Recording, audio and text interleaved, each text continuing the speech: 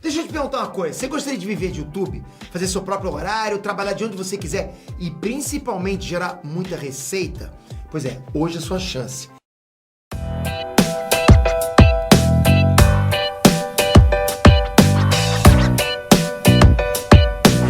Tá tentando ser original. A geração dá o contexto do A geração Carson, dos né? anos 60 e 70 era um momento onde, se você quisesse fazer sucesso, tu tinha que estar no Tonight Show. Que é o programa que hoje está no. Que é o do Jimmy Fallon, né? Que a galera Então, queria. mas dá esse contexto. O que era esse programa? Era um talk Sim, show? era um né? talk show, era um talk show. Cara, era. Você é o novo Jimmy Fallon, tá aqui, da galera. Porque o podcast hoje, a galera hoje já quer. Sim. Igual o Joe Rogan. A galera quer ir no Joe Rogan, quer ir em você, quer ir no podcast. Então o Tonight Show ele tinha esse contexto do tipo, precisa aparecer lá, porque lá muitas pessoas vão me ver, vão ver o meu trampo, vão começar a me acompanhar, seguir pro show e tudo mais. E aí, os comediantes cresciam com esse negócio, já assistiam desde pequeno. O Tonight Show é quase como uma instituição americana, né? Porque É, a né? galera Sim. via desde pequenininho. Como que chama o cara que foi antes do Carson? Que os Beatles foram? Ixi. Não vou me lembrar. gordinho. É o Steve Allen. Steve Allen? Não. Tem até o nome dele. O nome de onde Colbert grava é o nome desse cara. Que foi o maior da época, que talvez de todos os tempos. Mas não do Tonight Show. Não, pensava do foi Tonight antes do Tonight Show. Ah, tá. É um nome bem conhecido, eu vou me lembrar. Ed Sullivan. Ed Sullivan. Ed Sullivan. E o Johnny Carson ficou tempo pra caramba, né? Tempo pra Tonight caralho. Show. Ele ficou muito. Mas voltando ao contexto. Aí a galera começou a fazer isso. Então os comedy clubs, eles começavam a... Os comedy clubs não. Um comedy club específico, que é a Comedy Store, que talvez seja o comedy club mais importante dos Estados Unidos, porque ele foi criado, antes era um clube de rock lá, o Sirius, e aí o dono dele decidiu criar esse comedy club, porque ele é comediante também, ele abriu show pro Elvis Presley. Então ele não podia ficar direto no clube, então ele colocou a mulher dele, a Mitzi Shaw, para organizar o clube. E a Mitzi Shaw fez uma revolução ali, porque ela pintou o lugar todo de preto, ela melhorou as salas, ela fez um clube assim que tava rendendo muito dinheiro, tava muito bombado. Ah, é? E era o lugar onde os olheiros do Tonight Show iam para sentar bem no fundo para ver os talentos novos, né? Pra levar pro programa. A época antes do TikTok, a galera vendo o TikTok, É. a galera tinha que ir Tinha lá que ir lá o teu assistir programa assistir. e ficava lá. É tipo olheiro de que a gente vê em filme de futebol, né? Tipo, o vai na olheiro faculdade. O olheiro de futebol que vai assistir os jogos pra pegar os moleques. Os caras... Era muito isso. Então, tipo, os caras sabiam Pegar que os moleques não é pedofilia, tá? É Não. escolher os moleques. Não, e alguns nem eram católicos. Marinha, olha só. Não, mas o cara... o pensamento dele era, eu preciso entrar na Comedy Store, eu preciso estar lá, porque lá os caras estão, já os caras vão levando os caras, Gary Shandling, Jerry Seinfeld, todos esses caras foram lá e tiveram suas sitcoms, que era meio que essa história lá dos caras. Tipo, Robin Williams também. Tipo, o cara, ele sempre estava na Comedy Store no dia certo, o olheiro tava lá, chamava ele pro Tonight Show, 6 meses Esse depois... era o caminho. 6 meses depois ele tava mudava, com a vida Mudava. mudava. mudava a vida. E tinha o lance do Uma aprovação do Johnny Carson. Era um negócio de... chamar pra ir pro sofá. Exato. Era a aprovação dele. Ele fazia stand-up você lá, vem, ele fazia assim, você ia e fazia mais material sentado com ele ali no... trocava uma ideiazinha assim. Eu vi isso numa série, aquela que eu acho que Jim Carrey produziu. Muito boa É essa o série. I'm Dying to Hear. Isso. Muito boa Que essa os caras série. estavam tinha o dia do olheiro e tava todo mundo desesperado Sim, pra fazer. exato. E a mulher era meio assim, você tinha que ganhar a confiança dela e tal. E a Midsommar tinha um problema que era o seguinte. Ela não queria pagar os caras? Ela não queria pagar os caras, porque ela tinha um estabelecimento enorme. Ela pagava todo mundo, do cara do manobrista, do cara do barman, menos os comediantes. Que doideira. E os caras, porque ela falava o seguinte, ela falava que, mano, a Comedy Store é uma escola. Você tá aqui pra você aprender, não tinha open mic ali, sabe? Até tinha, eu acho, mas a Comedy Store em si era só pra galera boa mesmo que se garantia. E aí, de todos os níveis, né? Eles todos os aceitavam níveis. uma pessoa... Mais É iniciante. que o open mic é um termo é um que talvez conceito veio muito, mais muito novo. moderno, né? É. Naquela época eram os iniciantes, assim. Mas ela tinha um olhar bom pra identificar uma pessoa, o que a pessoa tinha de diferente e ajudar ela a trabalhar naquilo. Podia virar um bom Ah, fruto tá. pro futuro. Só que ela também. era muito destrutiva também. Só que a né? questão dela era que ela não queria pagar os comediantes, porque ela falava que aquilo era uma escola, uma universidade, e eles estavam ali pra aprender, e tinha os olheiros também, ela ganhava muito dinheiro com isso. E aí os comediantes decidiram se juntar, o David Letterman e o Jay Leno, que eram os queridinhos dela, se juntaram com outro cara chamado Tom Dreesen, que é um comediante incrível também, e eles fizeram uma greve. Começaram uma greve de comediantes, Tipo, dispararam. a gente não se Ninguém sobe no apresenta. palco mais, vão ficar protestando em frente ao bar, sabe? Os outros bares começaram a aproveitar um pouco disso, porque a Mitz também, não é que ela não só pagava. Se você fosse apresentar em outro clube, ela te queimava. Era meio É. possessivo, né? Era bem Totalmente predatório, assim, bem predatório. Caramba, Tem um comediante, inclusive, o Steve Lubitkin. Ele foi um dos caras que tava na greve, só que mesmo após a greve acabar, eles entrarem em um acordo, a Mitzi Shore meio que baniu o cara pegou ele pra Cristo, né? Fez o cara excluiu o cara de tudo. E a Mitzi Shore tinha um poder que ela excluiu o cara não só pro clube, mas pra oportunidade de filmes, de séries. Mas por quê? Pra mostrar o poder dela, hein, cara? Pessoal, E escolher um cara. Escolheu um cara pra foder isso. um cara. E aí o cara se matou. Meu. Ele já tava num momento bem A depressivo. história do I'm Dying Up Here é um pouco inspirado nisso, do cara se matar daquela maneira no início. O livro do I'm toda Dying essa Up Here, que deu origem à série. Porque, tipo, a série, ela tem uns personagens lá, você consegue identificar, mas ela não usa os nomes de verdade. Entendi. O livro, ele usa o nome. David Letterman fez tal coisa, tal. Então, a galera o livro termina com a carta de suicídio dele, sabe? E que ele fala, ele não culpa ninguém, mas ele meio que coloca em xeque toda a treta entre comediantes, sabe? A carta de suicídio dele é mais uma mensagem do tipo... Cara, o comediante tem que ficar unido. Porque se você depender dos caras poderosos, vocês estão ferrados, sabe? E aconteceu isso mesmo, uma desunião? Porque os caras se juntaram Muito, pra fazer a greve. muito, porque tiveram caras que aderiram à greve, outros caras quiseram Se aproveitar disso pra ter palco e ficar mais... Olha só, Mitz, eu não tô lá na greve, cuida de mim, sabe? Entendi. Então teve uma treta entre essa daí, e esse cara ele tava no meio de tudo, ferrado lá, mas ele tava vendo os amigos brigando, sabe?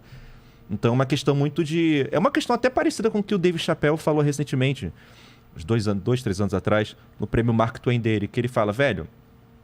nós somos comediantes, cara. Eu posso subir no palco, eu posso discordar, eu posso ver um cara racista no palco. E às vezes eu até elogio a forma com que ele pinta as opiniões racistas dele com piadas. E depois que acaba o show, a gente vai tomar uma cerveja junto, sabe? Você pode ser de esquerda, direita, branco, preto e, mano, tamo junto, cara. Tá ligado? Isso é muito do que o Steve ele falou na carta dele. Não é o que tá acontecendo agora, né? Não é o que tá acontecendo agora. Twitter estraga tudo. Twitter e meme da Rede Gretchen, social. criar treta pra caralho. A gente tá uma raiva, cara. Mas é muito isso mesmo, cara. A rede social talvez ela esteja colocando a gente como inimigo, sabe? Como que alguém teve a ideia de subir e falar livremente o que tava pensando de uma forma engraçada? Eu acho Sim. que isso é tão antigo quanto sei lá, a língua falada, É sabe? O Eu monólogo acredito. Agora o stand-up em si, a arte especificamente stand-up, começou muito que lá pelos anos de 1800, por aí, tinha o que eles chamavam de festival de vaudeville, que eram aqueles festivais de rua. Pô, tem um desenho clássico da Warner Bros. Que é aquele sapinho de cartola. Que ele fica treinando pra um show de vaudeville. Hello, sabe? Cara. E aí, tipo, começou muito disso. Porque esses lugares daí eram os lugares que o pessoal se apresentava, assim, com peças ou dramáticas, ou comédia, ou mágica, malabarismo, sabe? E aí, só que, normalmente, entre essas apresentações, subia um cara lá e levantava uma placa, que era a placa que anunciava o próximo convidado. Sei. E aí tem um cara chamado Frank Fay. Ele era um comediante dessa época. E o Frank Fay, ele é conhecido como um cara, assim, que... Foi o primeiro cara que fez a questão do mestre de cerimônias, que até existia na época, mas não era muito usado especificamente. Isso é uma parada importante. Então, tipo, entre as apresentações, ele subia no palco e fazia comentários sobre o cara que acabou de sair. Zoava, se o cara mandou mal, ele zoava. Se ele mandava bem, mantinha a plateia naquela mesma energia, entendeu? E aí ele foi colocando piadas ali pra dar tempo dos caras se aprontarem e tudo mais. E aí ele começou a fazendo isso, assim, a conversar com o pessoal, fazer interação, piadas, sabe? E aí falam que ele talvez tenha sido o primeiro comediante stand-up, entendeu? Só que existiam outros caras no passado que faziam isso, mas, tipo, não tinha o palco que ele tinha, né? O próprio Mark Twain, que é o nome de um prêmio dos Estados Unidos, Mark Twain é escritor. É um escritor, cartunista, ele humorista. é considerado um dos primeiros comediantes, assim. Porque ele foi o cara, na verdade, ele é considerado o primeiro cara a ter feito uma turnê. Porque ele era um cara que ele viajava com o show itinerário dele, entendeu? Então era uma coisa assim, disso. há muito tempo atrás, esse cara daí, a galera ia pra ver ele e ele tinha piada no show dele, ele fazia a galera rir com um show solo. O primeiro show solo definitivamente foi ele. Pelo menos show solo itinerante, de viajar assim pra caramba, foi ele, entendeu? Ele tem uma frase que eu gosto muito, que é meio sobre comédia, assim, que ele fala que o cavalheiro é aquele cara que sabe tocar o banjo, mas não toca. Que vem muito disso, de tipo, você não precisar, você tem as ferramentas, mas você não precisa usar o tempo inteiro. E é muito engraçado, a escrita dele tem uma pegada já cômica, assim. Em português a gente não vê tanto isso nas traduções, mas em inglês você vê pensado o pensamento de frase por frase, sabe? De tipo, eu quero deixar esse texto mais enxuto, eu quero deixar ele mais lúdico, eu tenho os momentos de risada. Então... E é que isso surgiu meio que em todos os lugares dos Estados Unidos. Tipo, em strip club também rolava essa necessidade de ter um mestre de cerimônia para falar entre as garotas que dançavam. A máfia tinha muita gente também de comediantes que estavam envolvidos ali, que eles... Até o stand-up, teoricamente, na teoria... Mas antes de falar isso, tinha um cara também chamado Charlie Case. Charlie Case era um comediante mulato que fazia shows de blackface. Olha isso, o cara era mulato, não fazia show de blackface pra entreter, pra ter... Quanto mais preto, mais engraçado. Era a lógica do passado. E aí esse cara, ele é conhecido como um dos caras que ajudou a moldar o stand-up porque ele tinha uma persona um pouco depressiva, sabe? Então ele tinha piadas curtas, assim. E ele viveu entre o Mark Twain e entre o Frank Fay. Então existe muito essa dúvida de quem foi o primeiro cara a fazer stand-up. Só que definitivamente foram desses 3 caras. Entendeu? Sim. E como você estava falando da máfia... Mas não existia o termo stand-up ainda. Então isso é interessante. O termo stand-up, ele veio da máfia. Porque, tipo, lá nos anos 40, 30, por aí, quando tava tendo a lei seca e tudo mais, a galera, os mafiosos precisavam vender bebidas. Eles vendiam uns clubes que eles chamavam dos speakeasies, que eram clubes... Ótimo nome. É aqueles clubes que tu vê em filme que às vezes os caras, tipo assim, é um galpão e aí tem uma porta que tu abre no chão, né? Bem clandestino mesmo, assim. Tinha apresentações lá e tudo mais. E uma coisa que vendia muito naquela época eram apresentações de luta. Luta entre caras, esses 2 caras. Tipo o filme do Sherlock Holmes, os caras caindo na porrada e tal. Que os caras chamavam de stand-up fighters. Que eram os caras que ficavam em pé e usavam punches pra só iam dando vários socos. E aí os caras, quando eles começaram a chamar mestres de cerimônias especificamente pra entreter a plateia, eles pensavam, punchline é o momento da piada, punch é o soco. Ele pensava, o cara que ele fica então em pé, enfrentando uma plateia só com seus punhos, punch, dando socos, esse cara é um stand-up comedian. Caramba, não stand-up comedy. Olha que louco. Maravilhoso isso. E aí começou muito naquele momento, que tinha muito clube de jazz também. Sim. Sabe? Então... Teoricamente... Mas é meio cultural do americano, né? Você vê que o discurso do padrinho de casamento já é meio uma coisa de comédia. É uma cultura que tem muito de discurso, né? Você tem discurso na escola. Fritada, veio de lá. Mas você vê que os próprios... os caras que estão recebendo um cargo ou uma homenagem, eles preparam piadas também. Eles não vão sério. Sempre tem uma piada pra descontrair, pelo menos pra começar e tal. Isso é uma coisa do americano também, que ele ri muito de si mesmo, né? Lá, o padrinho do casamento, ele sobe no palco, ele vai sacanear a noiva, vai sacanear o noivo e ninguém leva pro coração. Exatamente, Uma piada, sabe? Você consegue ver quando o cara tá querendo ofender e quando ele tá fazendo uma... Exato. É que eu acho que os Estados Unidos os pais fundadores lá, eles eram muito focados nesse negócio do discurso e em falar. Primeira emenda, né, cara? Liberdade de expressão também, anda junto da Benjamin comédia. Franklin, ele era um cara, assim... muito engraçado. Ele era um cara que ele era amado em todos os países que ele ia, porque ele era um cara engraçado. Ele começou sendo dono de uma gráfica, eles imprimiam um jornal e ele escrevia sob pseudônimos para falar para os jovens começarem a transar fora do casamento, sabe? Umas coisas assim, um cara super engraçado. Tem várias coisas na biografia dele mostrando esse negócio do humor e como isso enraizou também na comunidade americana. Sim. Isso é incrível, na minha opinião, porque mostra que realmente é uma sociedade que sabe levar o humor. O judeu também é um povo judeu também. Cara, eu tenho a teoria de que quanto mais tu sofre, mais engraçado você acaba sendo. Porque você pega os judeus, o que eles passaram na história foi absurdo. E os comediantes judeus são os mais engraçados. Juntos, é claro, com os negão. Os negão são engraçados pra caralho. Muitos. Pode crer, cara. Tem a ver. Quanto maior o sofrimento, mais a pessoa aprende a rir daquela situação. Sim. Porque a piada, ela em muitos dos casos, ela é uma forma de você se blindar, talvez. Não, quebrar a tensão também, né? O negócio tá tão tenso, alguém fala uma piada e... tipo, na escola... você nivela o ambiente, né? Você dá aquela... O negócio tá tão tenso. Eu imagino que numa guerra, cara, os caras quando estão prestes aí naquela puta batalha, cara, alguém vai falar alguma merda, vai dar uma uma quebrada no clima. Porque, cara, senão aquela tensão vai subindo e ninguém aguenta, né? Exato. Quando você tá nervoso, você fala uma merda assim. Fala, porra, cara, não sei o que. Quando que aparece o Richard Pryor e depois Caramba, o Tira da Pesada lá, o... Ed Murphy. Ed Murphy aparece quando? Ele aparece um pouco depois. Ed Murphy aparece nos anos 80, né? 80? Final dos anos 80. Ah, é?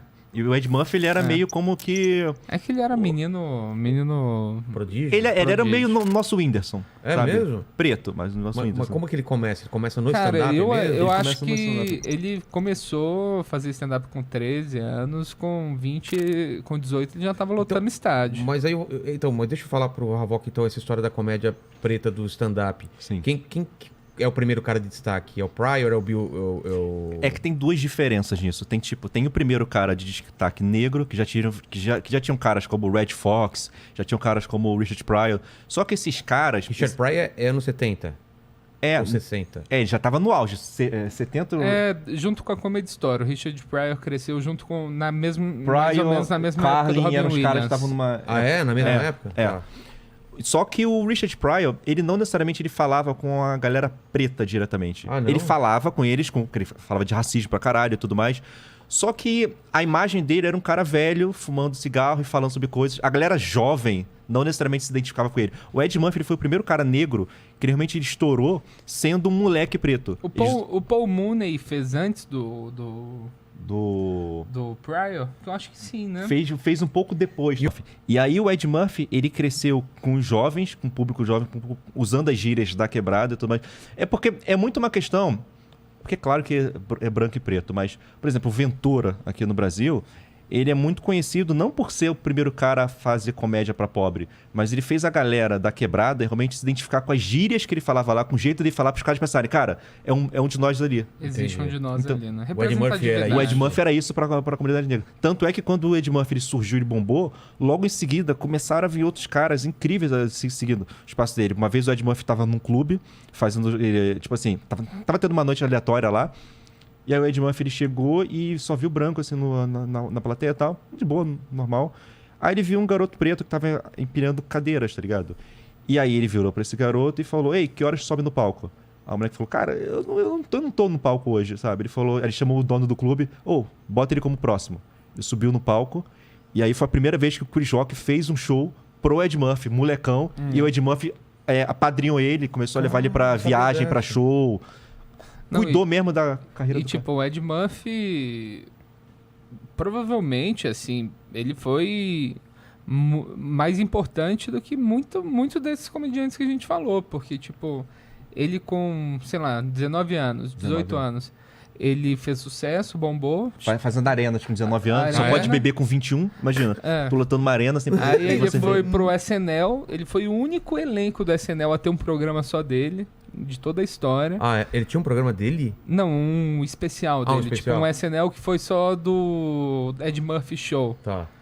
E eu tava vendo uma entrevista, se eu não me engano foi dele falando disso, que os filmes dele exportaram de um jeito que, tipo, muitos países, foi a primeira vez que eles viram um filme com um protagonista negro por causa dele, sabe? Não duvido, não.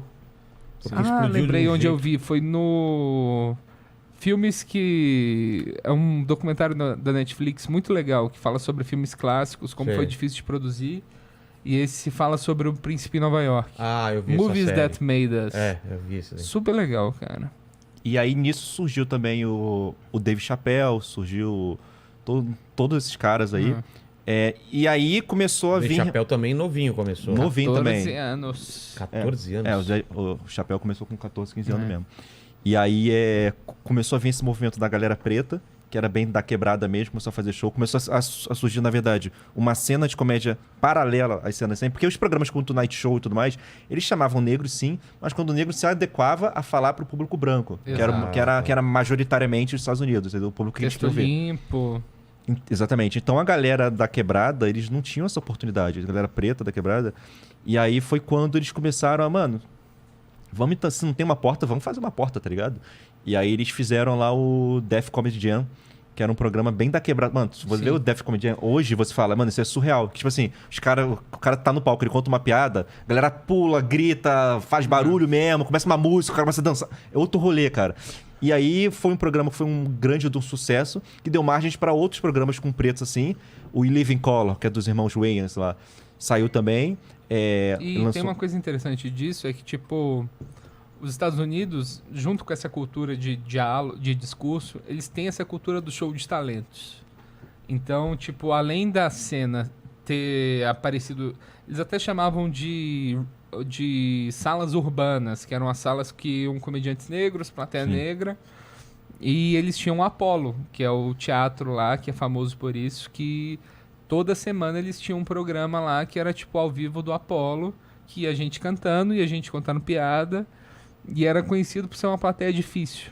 Uma plateia Não, mas tipo, difícil no nível... que vai a criança. Nesse nível. Que vai criança, tipo... Porque lá não... É uma coisa do tipo... Lá pode o cara ser heckler. Heckler é o cara que atrapalha o show, grita. Se você não gostar, tu pode expressar sua opinião ali mesmo, tá ligado? Exato. Mano, eles vaiaram o filho do Richard Pryor. Nossa, isso aí. Mas recente ainda, né? Recente. Mas, tipo, não, pra ver que dessa época até hoje continua a mesma coisa lá. O cara, ele subiu no palco. Na minha opinião, o erro dele foi ter usado o nome do pai. O nome e tentar falar igual o pai dele também. Eu vi umas entrevistas, ele nem fala daquele jeito. Ele nem fala daquele jeito? Eu não sabia disso, isso eu não sabia. Mas ele... Mano, vocês podem pesquisar aí no YouTube aí. Richard Pryor Son, Heckled, qualquer coisa, Apollo. É vergonhoso. Ele sobe no palco e começa a falar. E a primeira piada, ele até entra, que ele fala, tipo... Pô, nesse momento meu pai tá olhando do céu e falando... Filho, não fode tudo, tá? Uma parada assim. Só que depois ele começa a falar, talvez... Entrar em assuntos de política e tal. Chris Rock falou sobre isso, não falou? Quem? Acho que o Chris Rock comentou em algum lugar sobre isso. E aí Mano, é muito engraçado, mas muito vergonhoso. Porque eles vaiaram o cara mesmo e Mas ninguém era pode ruim? falar. Muito ruim. ruim. Eu não sei hoje o que ele tá. Ele vende sapato, cara. Mas, mano, foi foda. Quando você vê um negócio daquele do filho do Richard Pryor, então os caras podem mesmo. E aí, tipo, tem o corte quando os caras começam a vaiar e o corte do apresentador, que é o Steve Harvey, o apresentador. Tipo, ele começa a se dar mal no palco, a galera começa a gritar e corta pros bastidores da galera. Incrível.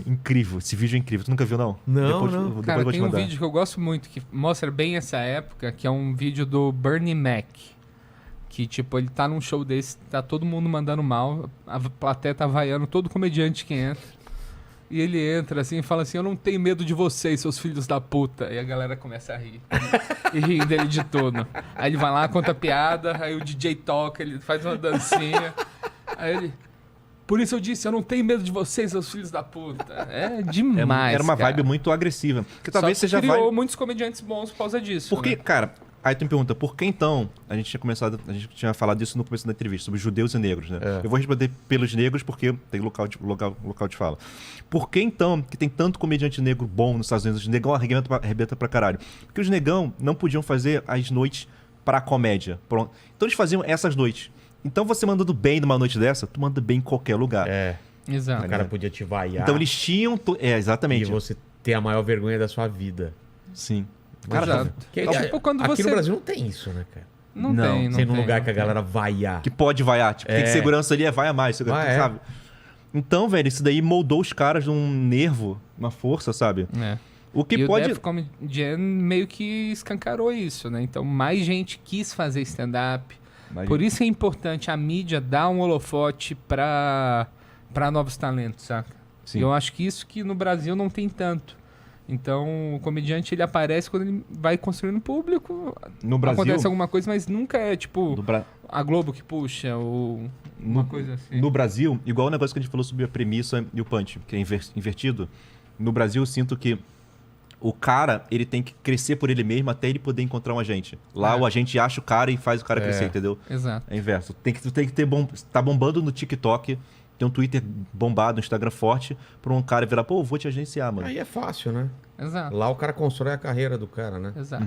Faz parte. Por Eles isso têm os cara... bom olho pra isso. Cosby, onde tá nisso daí? Na Bill cadeia. Cosby- Não, Ele saiu da cadeia já, né? já. Saiu. O Bill Cosby, cara, ele era o mais branco possível, porque ele não falava com pretos mesmo. É? Isso era, inclusive, uma crítica. Tem os dois lados da moeda. Tipo, ele queria falar com todo mundo, só que naquela época a TV, o foco da TV eram as pessoas brancas. As pessoas Sim. pretas eram marginalizadas.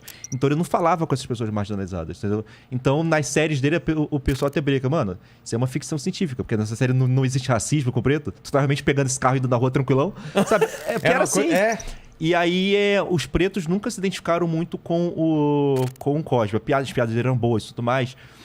E Ele não falava sobre isso também no stand-up dele. nunca sou essas coisas. Ele sempre...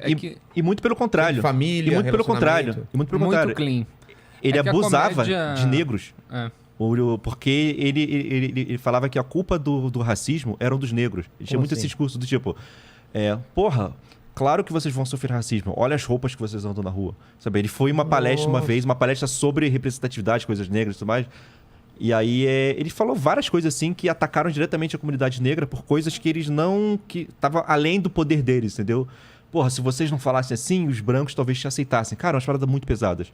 Então, tipo, só aumentou ainda a imagem que ele tinha de ser um tremendo de um babaca, tá ligado? E aí ele não representava negros, o Richard Pryor representava sim, mas ele Uma era o cara camada mais velho. mais E ele velho. vem um pouco depois, o Richard Pryor. É. Que o que acontece? O Bill Cosby, ele entrou nessa época do politicamente correto na TV. Que, tipo, tudo tem que ser muito limpo, tudo tem que ser Perfeito. sem palavrão, sem assuntos polêmicos. E ele se encontrou ali, foi perfeito para aquilo que ele fez. O Pryor já chegou na segunda onda para quebrar isso. Tá. Então ele começou lá, ele usava a palavra com N, ele falava de drogas, ele falava Não, mas de... o Pryor... Palavrão? Sim. Não, o Pryor, quando ele começou, ele era bem do estilo, assim, certinho. Ele... Ah, sim, mas tô falando só da evolução do sim, Pryor do porque stand-up. ele foi um cara que ele teve meio que um Breaking Bad, o Pryor. Ele subiu no palco seguindo os conselhos do Bill Cosby. Então ele era praticamente outro Bill Cosby, sabe? Mais divertido, molecão e tudo mais. Só que aí ele começou a perceber que o mundo precisava da voz dele. Ele tinha muita coisa pra falar, entendeu? Então ele começou a falar as verdades dele, foi perdendo público, mas ao mesmo tempo ele queria seguir naquilo. Em algum momento a chave virou pra ele. Que em algum momento ele virou um iconoclasta, sabe? Iconoclasta. E aí aconteceu isso, cara. Ele virou tudo e... Tanto que tem aquela conversa famosa, né, do Eddie Murphy com ele, né? Sim, que ele fala no o especial. Bill Cosby fala pra ele que ele não podia falar palavrão, que não era assim, e ele liga pro Pryor. Pro Pryor, e o Pryor fala o quê pra ele? Ah, manda chupar meu pau. Manda esse negão chupar meu pau. Esse cara paga suas contas, então manda esse negócio chupar meu pau. Mas é muito isso mesmo. Falar de uma coisa polêmica que é o humor partidário, esse humor sem piadas, esse humor quase palestra que às vezes a gente vê aí. O que vocês acham disso, né? Se é um caminho, Cara, tem essa um coisa especial na Netflix que eu vi, que eu odiei, que é o Na Net. na net é isso, né? O TED Talk, né? É um TED Talk. Eu gostei de algumas coisas, mas eu não concordo com o argumento dela do tipo, eu vou parar de fazer comédia porque isso tá me matando. Pô, então não grava um especial milionário. É. Pra falar isso no final. Fala isso no Mas- Twitter, no tweet. Mas é aquilo, né? Midiático. Tem gente que quer ver esse tipo de comédia. Eu, como comediante, eu não sou tão fã daquilo que eu falei antes. De tipo, cara, não quero fazer uma... Eu sou contra o Bolsonaro, isso é claro. Mas eu não quero ter que fazer uma piada só porque eu sou contra, eu tenho que fazer a piada. E ainda assim fazer uma piada pra uma plateia que também é contra. É que o problema quando você faz humor político assim, na minha opinião, na maior parte dos casos, é que o cara que tá fazendo o palco, ele tem uma certa arrogância, da comédia mesmo, sabe? E aí o cara da plateia acaba se sentindo ofendido, porque, pô, por que esse moleque de 20 anos aí tá jogando na minha cara minha vida que eu tenho 56? Tem gente que faz bem. Tipo, gente que faz bem. O Lewis Black é um cara que eu piro e ele só fala de política. John Oliver é um cara do... John Oliver é um HBO, cara que eu piro, Bill só Maher fala também. de política, Bill Maher. Mas tem uma questão também. O Bill Maher, por exemplo, ele é um cara de esquerda, progressista, só que ele ataca a esquerda também.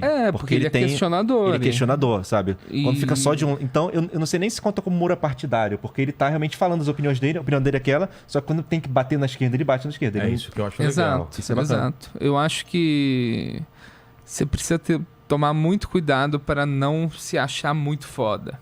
Sim. Que eu acho que aí que é o perigo. É. você achar assim, caralho, minha opinião vale, a galera precisa... Você precisa aprender a não se levar a sério em tudo e questionar. Questionar. O questionar. papel do comediante é questionar. Se você tá indo só no status quo, você tá errado. Por incrível que pareça, na época da eleição, o cara que eu mais achava legal fazendo piada política era o Murilo Couto, cara.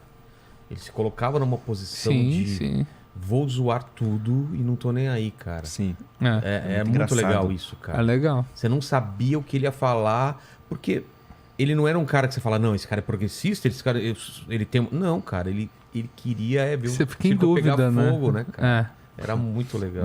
Uma mulher muito boa que eu gosto na comédia é a Michelle Wolf, não sei se você já viu ela. Conheço. Ela tem um set incrível que ela fala sobre como as mulheres brancas, tipo assim, durante a história inteira, os brancos, eles oprimiram todo mundo, né?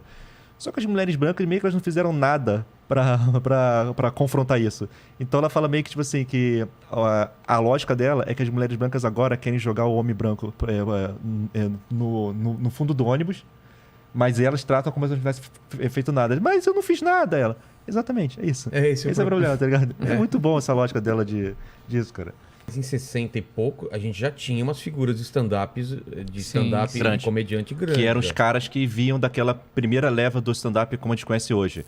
Lenny Bruce... Tem um cara Lenny chamado- Bruce a gente tá falando de Não, que época? Lenny Bruce... Lenny Bruce foi 50 e pouco. É, mas- 50 e pouco. Mas o Lenny Bruce mas não já tinha chegou- antes Sim. caras como o Jonathan Winters, que era um comediante muito bom também. O próprio Woody Allen já... O Woody Allen, eu acho que é depois do... Depois desse. O Bob Hope, talvez. Bob Hope, Seja... isso. Jonathan Winters e Bob Hope eram os caras assim do stand-up moderno mesmo. O Lenny Bruce assistia esses caras e começou a fazer, né? Mas cara, então foi uma geração... O que o Lenny Bruce fez que mudou tudo e ele é lembrado até hoje? É porque o Lenny Bruce, ele foi um cara que ele falava de coisas que ninguém falava na época, sabe? Do tipo, ele subia no palco e falava sobre racismo, mas de uma forma, tipo... Ele chegava a usar a palavra com ele, né? Que ele chamou. Niga. Sim, Chegava a usar. Chegava a usar no palco, com contexto dele lá e tal. Ele falava sobre religião, que era um assunto que o pessoal não fala. Ele falava muito palavrão, que tinha aquela questão da... Eu esqueci o nome da palavra. Das 7 palavras proibidas. O George Carlin também fez um Não, mas o nome texto sobre isso. o nome que se dá pra isso, pro crime... Não é blasfêmia. Blasfêmia também, claro, mas... Fala palavrão. Atentado ao pudor, essas coisas. Então, tipo, era um cara que era preso de show sim, show não. Por causa dos palavrões? Antes dele, a comédia era basicamente obscenas. mais obscenidade, obsceno. isso. Nossa, isso. Era basicamente entretenimento, não tinha nenhuma camada a mais. Ele foi o cara que colocou uma camada a mais ali, de começar a falar sobre problemas reais, de falar sobre vício, falar sobre droga, falar sobre E racismo. o público vinha com ele. Sim. E ele Em contava muito alguns das lugares. histórias dele. Ah, é? É. Mas ele contava muito das histórias dele. Tipo, eu usava cocaína e é louco quando você usa heroína de uma forma, sabe? Então era uma parada meio... Mano... Chocava... Naquela série da Senhora Marvelous Miss Senhora Maisel, eles fazem um recorte muito interessante dessa época. Ah, é? De como era... que eu acredito que foi mais ou menos o que a gente passou aqui na ditadura, né? De você fazer o show, tem um policial ali, tem um cara ali que vai ouvir o que você tá falando. Uma censura dessa piada E pode, essa se você piada não falar pode. alguma coisa, já vai em cana. Já desce do palco e já vai pra cadeia. E sabe? ele era preso. Ele era preso constantemente. Eu gosto muito da história do Fábio Porchat e do Chico Anísio. Que o Fábio chegou pro Chico e falou assim: pô, Chico, tá difícil fazer humor hoje em dia, né? Aí o Chico virou e falou: cara, difícil era fazer na ditadura, hoje tá maravilhoso. Hoje é um chato falando só, mas, mano, tá bem, tá tranquilo, tá? Fica de boa. Eu gosto muito dessa história. Muito bom, cara.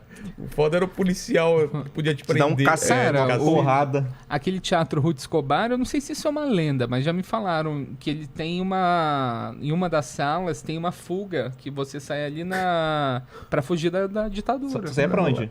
Você saía numa rua embaixo, assim. Ele Meio é que uma passagem secreta, você Pode saía ser, ali pode na... ser. Fica onde esse teatro? Fica... no centro, né? Vila E dos perto do Ingleses. Bexiga.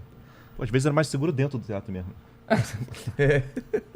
E aí o Lenny Bruce, ele influencia também uma galera. Porque, tipo, praticamente, às vezes, até as pessoas que não conhecem o trampo do Lenny Bruce foram influenciadas por ele, sabe? Porque ele foi o cara da liberdade de expressão, ele lutava pela liberdade de expressão, ele ia pro palco, lia os processos dele, essas coisas. Sabe? Tá. Então, tipo, o pessoal hoje que fala sobre, por exemplo, ateísmo, vamos dar um exemplo. O Thiago Ventura fala hoje sobre ser ateu. Tá. Eu não sei se o Thiago Ventura consumiu algo do Lenny Bruce. Talvez sim, talvez não. Só que mesmo se ele não tendo consumido, as pessoas que o Thiago Ventura gosta foram influenciadas por ele. O Thiago Ventura é muito fã do Richard Pryor. O Richard Pryor bebeu daquela fonte. Então é uma fonte que ela passou pra todo mundo, pra todos nós que fazemos comédia, entendeu? Até os caras que nem falam profanações, obscenidades, eles acabaram pegando, porque querendo ou não, eles estão falando livremente. Entendeu? E foi uma época muito interessante, porque, tipo, foi uma época muito conservadora, né? E o politicamente correto, ele surgiu nessa época como uma forma de puritanismo, de conter a cultura negra, junto com a proibição da maconha, que também foi por isso, de conter os hippies. E essa galera começou a bater de frente com isso tudo, saca? Ali no Lenny Bruce estava começando essa discussão, que foi... O Lenny Bruce foi o quê? Foi início dos 60, final dos 50. Jonas tá perguntando aqui, pede pro Havok falar sobre ter sido citado no Fábio Porchat no Roda Viva. Ah, sim.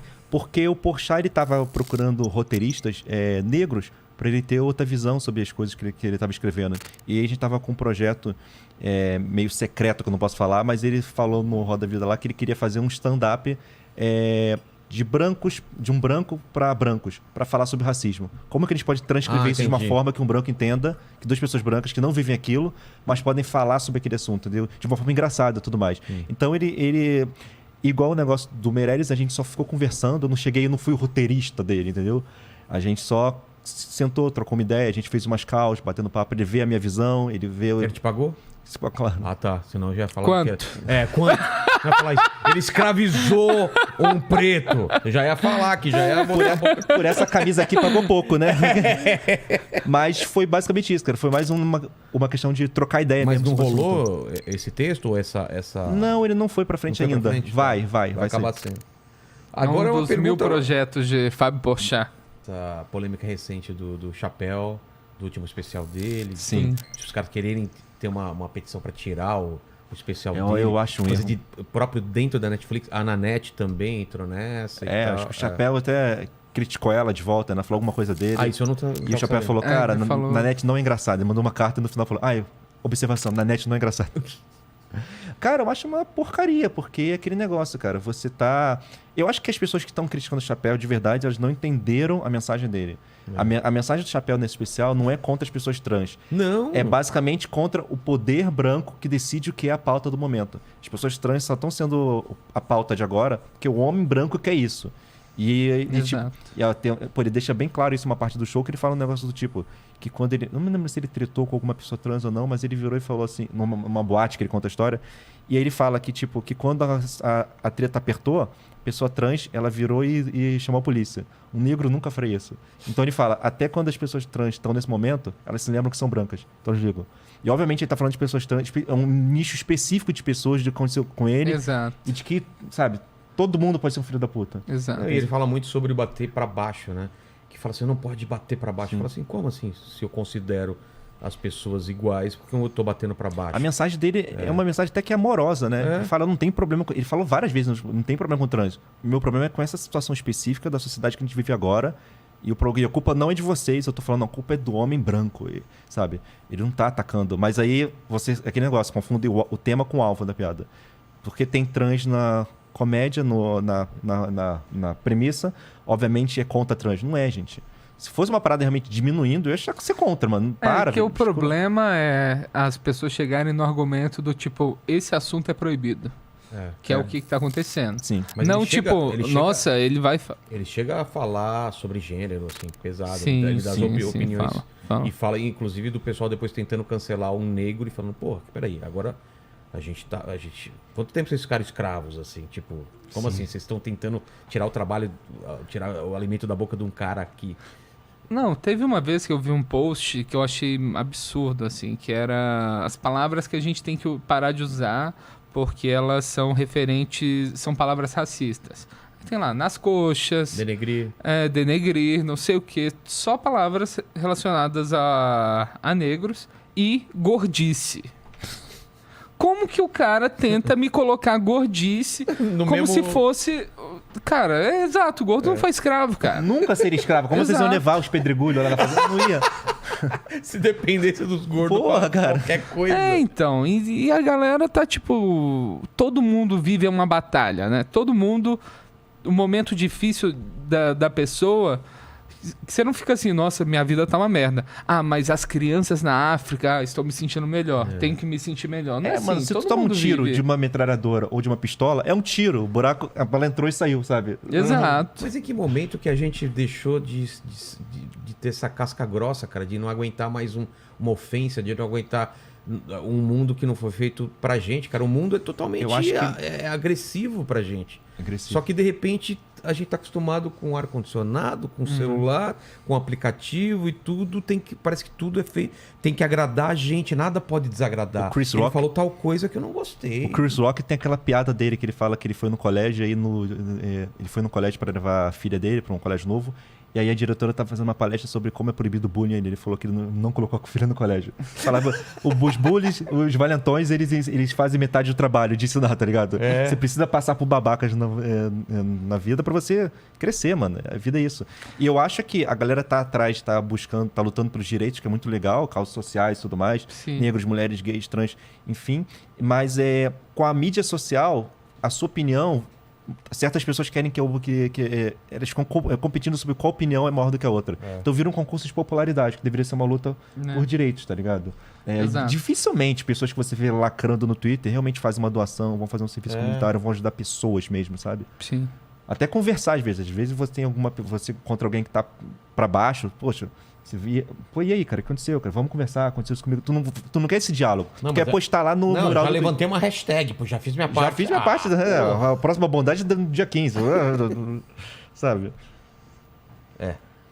E qual que é? Mas eu acho a gente... Mas a gente... Eu acho que a sociedade hoje é melhor do que nunca. Claro, eu acho que sim, todo isso ano que é- passa, tipo, é mais fácil, é menos difícil para as pessoas estão melhores e Sim. a gente tá passando por uma fase meio turbulenta, mas que eu acredito que Mas eu acho que isso também é reflexo do conforto também. sim. Tem tanto conforto que eu posso pensar em linguagem neutra. Se tivesse o perigo real de um cara entrar na minha casa com uma espada e dizimar minha família e botar Exato. fogo e levar... a minha Exato. preocupação era outra, Exato. entendeu? É por isso que eu às vezes eu acho que tem lutas muito maiores pra gente lutar do que linguagem neutra, né? Sim. Porque, É. pô, é gay morrendo, porque, o tipo- cara perdendo emprego, não sei o quê, a mulher sendo espancada. A língua portuguesa ela muda retroativamente, né? E eles estão tentando mudar isso. Artificialmente. Então, por exemplo, por que a gente não usa mais PH ao invés de F? Porque as pessoas foram parando de usar. Então você vai lá e atualiza. Exatamente. Então, se tipo, todo mundo começar a falar, Vai virar. vai virar. E é isso. Mas não é a e força. tudo bem. É.